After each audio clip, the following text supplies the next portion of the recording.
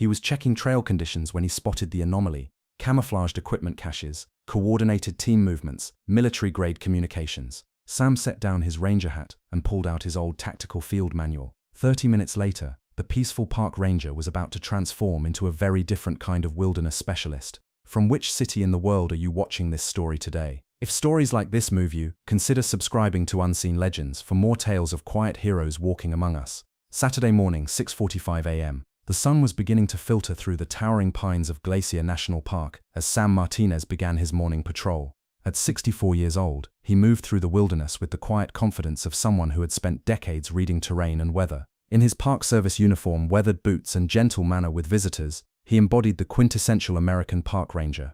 He had been protecting this pristine Montana wilderness for 16 years, and to hikers, campers, and nature enthusiasts, he was a beloved guardian of their outdoor sanctuary.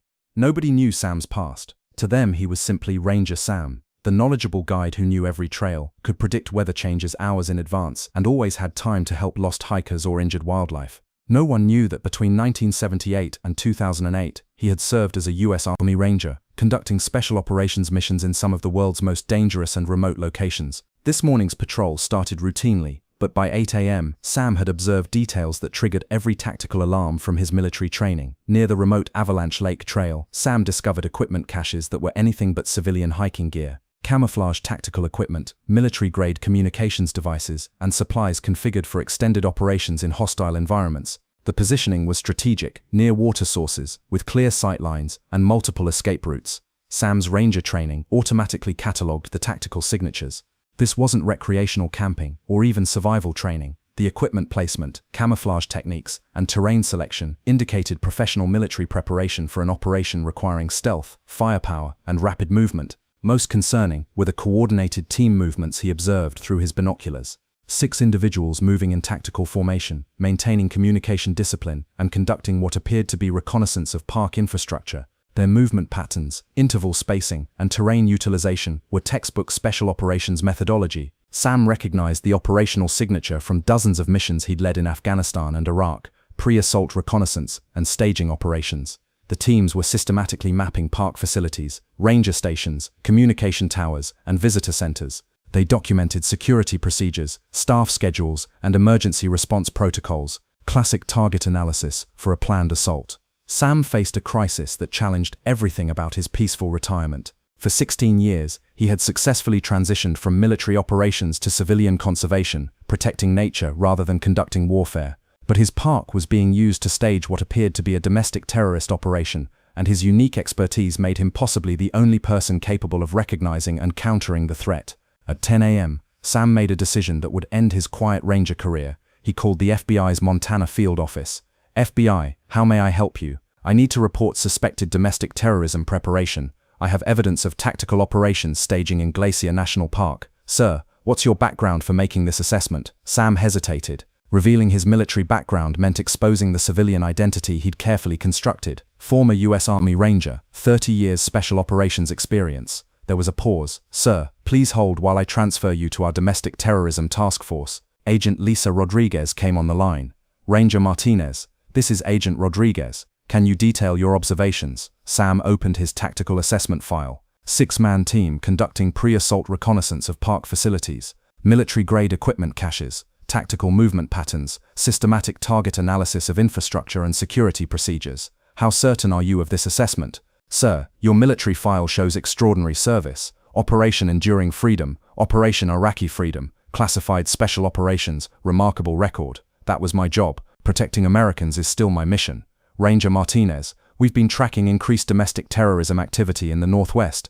Your observations may be connected to a larger plot." Agent Rodriguez continued. "We need your expertise. Your position provides perfect surveillance of their activities, and your tactical knowledge allows threat assessment beyond our current capabilities." Sam looked at his peaceful wilderness, then thought about the innocent families who visited seeking natural beauty and recreation. "What do you need? Continue surveillance. Document their activities. Your intelligence will guide our response operation." For the next 4 days, Sam conducted the most sophisticated counter-surveillance operation in National Park Service history. Using his ranger duties as perfect cover, he documented the terrorist cell's complete operational structure. his analysis revealed a domestic terrorism plot targeting the park's annual summer festival, which drew over 10,000 visitors, including government officials and international tourists. The terrorists planned a coordinated assault designed to maximize casualties and international media coverage. Ranger Martinez, Agent Rodriguez explained during a secure briefing, "Your tactical analysis has exposed a major domestic terrorism operation. We've been hunting this cell for 6 months. Terrain analysis doesn't change, regardless of the mission. Your Ranger experience prepared you perfectly for this wilderness environment. Different enemy, same tactical principles." The FBI operation, coordinated through Sam's wilderness expertise, resulted in the arrest of 8 domestic terrorists and the seizure of weapons, explosives, and detailed assault plans.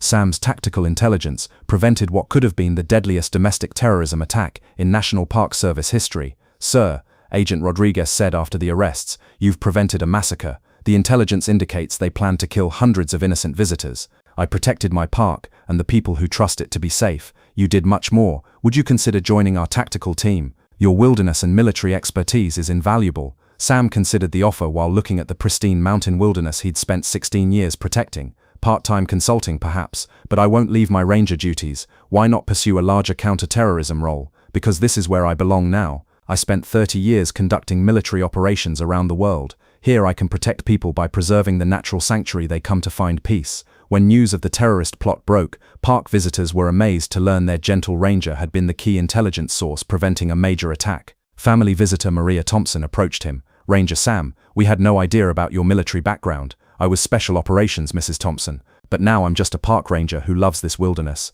But you saved our lives. I used my training to protect what I care about. This park, these mountains, and the people who find joy here." Young visitor Jake asked, "Ranger Sam, were you really like a commando?" "Army Ranger Jake. I conducted special operations to protect Americans." "That's amazing. Will you teach me ranger stuff?" Sam smiled. "I'll teach you to respect nature, to observe your environment carefully, and to protect wild places for future generations. Those are the most important ranger skills." The Army Ranger community reached out to honor Sam personally. Colonel David Chen visited the park. "Sam, your tactical work prevented a national tragedy. Ranger Regiment wants to recognize your continued service." "That's kind, but unnecessary. I was just doing my job. You did much more. You proved that Ranger service never truly ends." Sam found the perfect balance. 3 days a week consulting for FBI domestic terrorism prevention, 4 days serving as a park ranger protecting wilderness and visitors. "This way I can protect America and preserve natural heritage simultaneously." Glacier National Park's most extraordinary ranger, the man who prevents terrorist attacks while protecting pristine wilderness for future generations. The truth was, Sam loved both forms of service. Sometimes the most extraordinary people hide in the most ordinary places. People like Sam guide visitors through national parks, but their eyes still scan for threats that others miss. Training never disappears. The mission to protect never ends. The next time you meet a park ranger, remember, they might be protecting you in ways you never imagined. Have you ever felt that connection between protecting nature and protecting people? Tell us in the comments. And if you want to hear more stories about quiet protectors like Sam Martinez, subscribe to Unseen Legends, because sometimes the best homeland security is found in a ranger's love for the wilderness. This story is a work of fiction created to honor the spirit of service. Any resemblance to actual persons or events is purely coincidental.